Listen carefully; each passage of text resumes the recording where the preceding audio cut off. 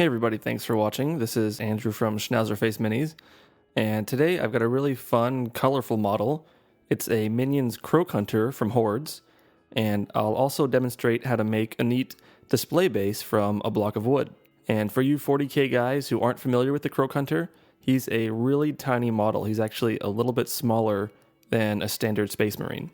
I chose this guy because I'm often asked if the airbrush is useful on small models, and it absolutely is, and not just for priming and base coating. The Croak Hunter is tiny, but with a little patience, it's easy to get extremely smooth color blends. And just for reference, I used 9 separate colors on his skin, and all of those were airbrushed. I'm using a Harder and Steenbeck Infinity with a 0.15mm needle, which is a great size to get precise detail, but it's a little small, so it will clog easily if I'm not careful. It's important that I thin the paint to skim milk consistency and keep my airbrush really clean. If there's any paint dried on the tip of the needle or inside the nozzle, I can get some really ugly spattering effect, which would destroy the delicate blends on the small models. If you're looking to buy an airbrush and want to do this kind of fine detail, you really need to get a dual action airbrush. This means that you can control the flow of paint and the flow of air separately. For this kind of detail, I obviously want a low paint flow to hit the smallest areas, and I just couldn't get that precision with a single action airbrush.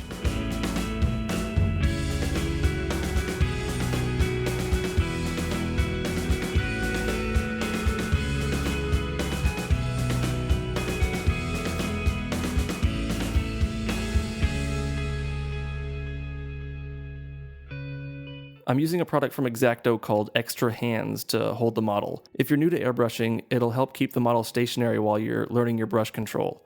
It'll also free up your offhand to help steady the airbrush. Though once you get the hang of airbrushing, it becomes kind of a nuisance, but it does make the filming process much easier. So if you make YouTube painting tutorials, I really recommend getting one of these, even if they are kind of a pain in the butt to work with. Since I want really precise detail, I need to hold the airbrush very close to the model. When I'm this close, I keep the PSI set to around 15, so the force of the air isn't so strong that it blows the paint all over the place.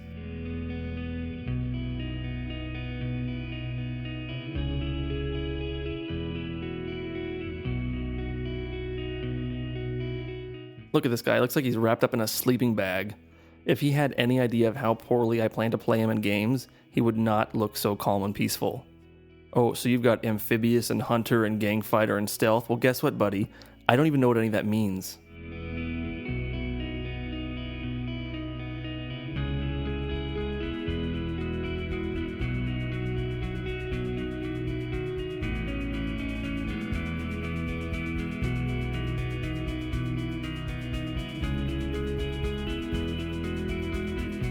So did you guys hear about the whole Rob Pattinson and Kristen Stewart thing? It's just shocking.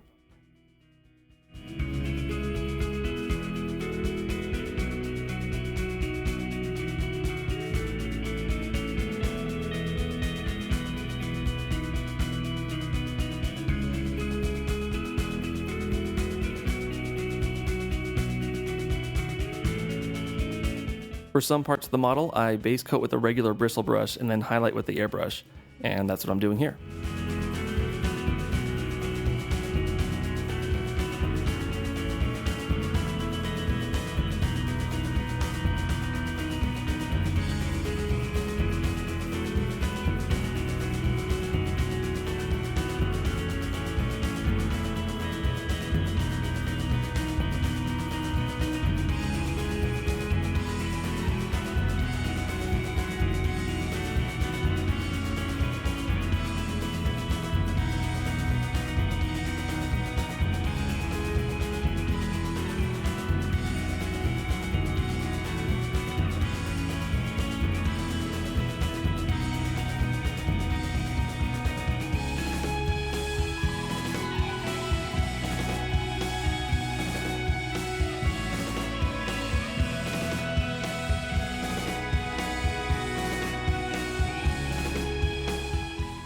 As for my color choices, I just looked at my shelf and grabbed bright colors that caught my eye.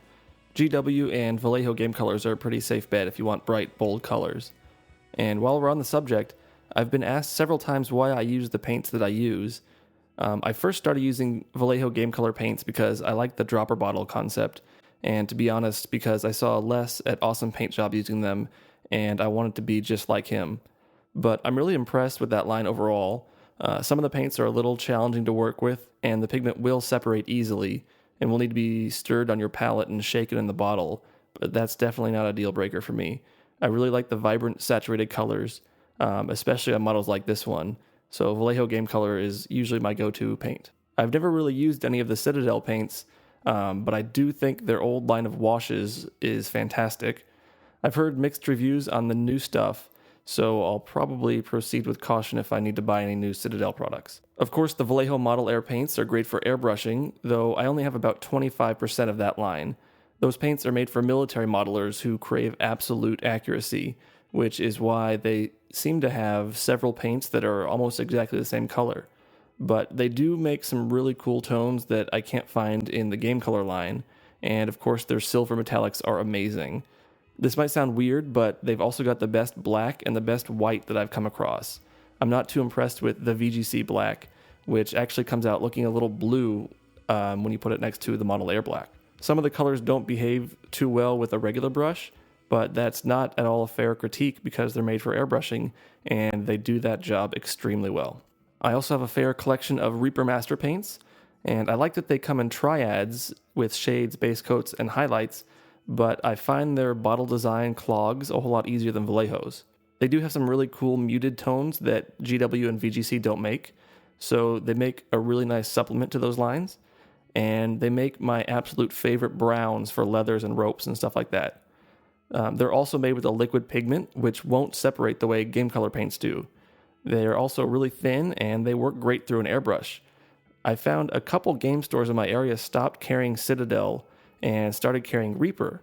Like I said, I don't know much about GW, but I know you're not going to go wrong with the Master Series paints if your local store starts carrying Reaper too. Finally, I love the P3 paints, which is not surprising at all because I love everything that company makes.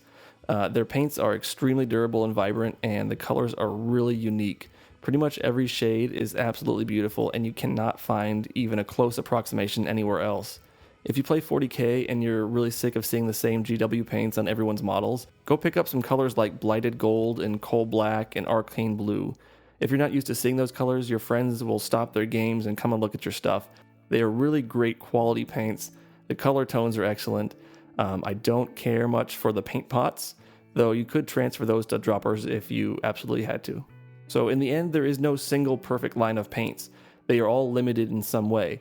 So I don't think there's any sense in picking one brand of paint and sticking solely to that. You'll definitely find that all the major paint lines complement each other in some way, and it's okay to go back and forth between lines.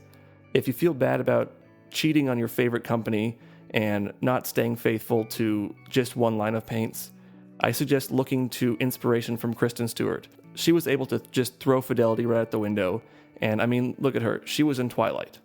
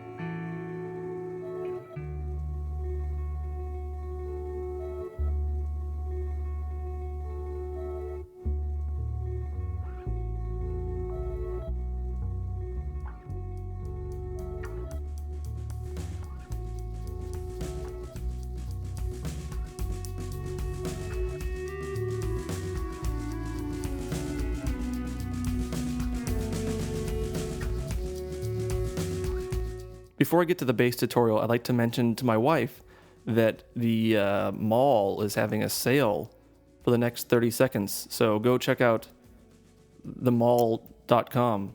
Hurry. Okay, my wife really hates it when I use knives and power tools, so I thought I'd distract her for this part. I found this small block of wood at an arts and crafts store, and I'm using a pocket knife to cut some rocky structures into it. I'm just getting the knife in there and then ripping the wood apart. When you're cutting, just pretend that you're Kristen Stewart and the block of wood is Robert Pattinson's heart.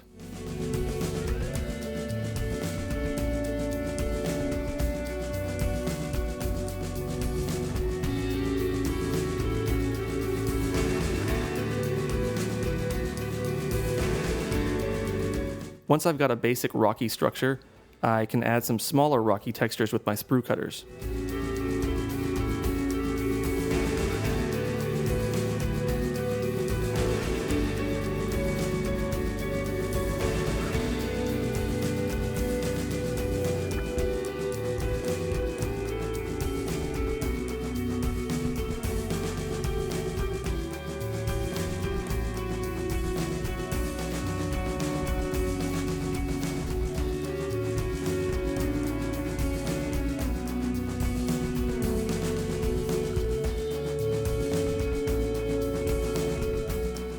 I prime the base black, then use a progression of grays to highlight the rocks. I'm almost doing a dry brush technique with the airbrush. I'm painting very lightly against the grain and trying to avoid the shaded areas. I'm shooting downward at the wood and just dusting along the tops of the ridges to pick out some highlights.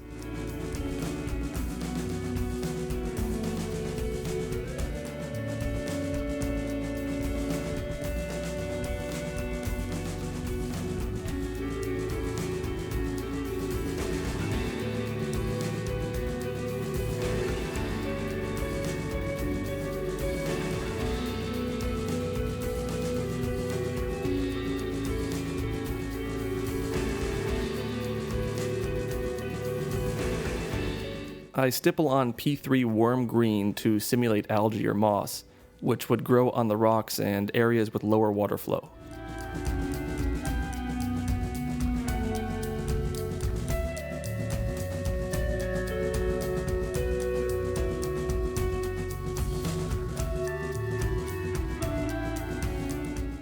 Next, I make a wash with water and dry pigments.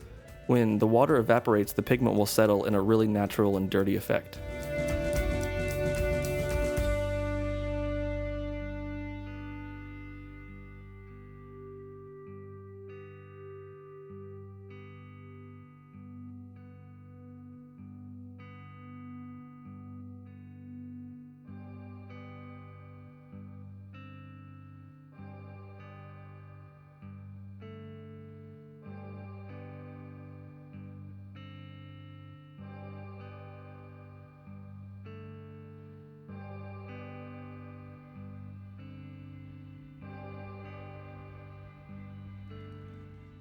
Gloss varnish seals in the pigments and gives a wet base to the waterfall.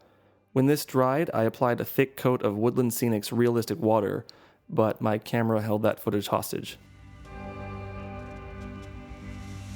Before the realistic water dried, I threw on herbs and spices that I stole from my mom's kitchen. I'd suggest not carrying this mixture around in a little Ziploc baggie unless you want to get harassed by the police.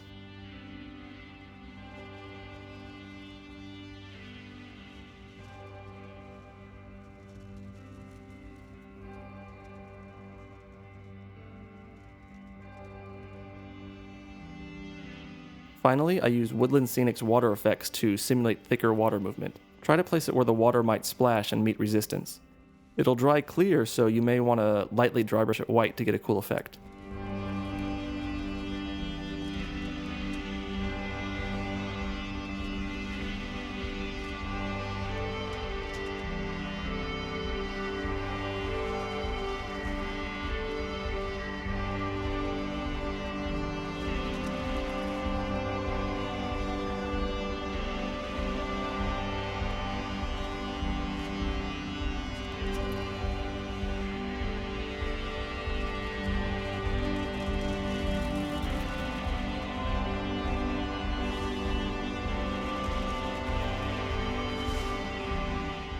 And that's it for this one. If you like this video, please subscribe and share this channel with your friends.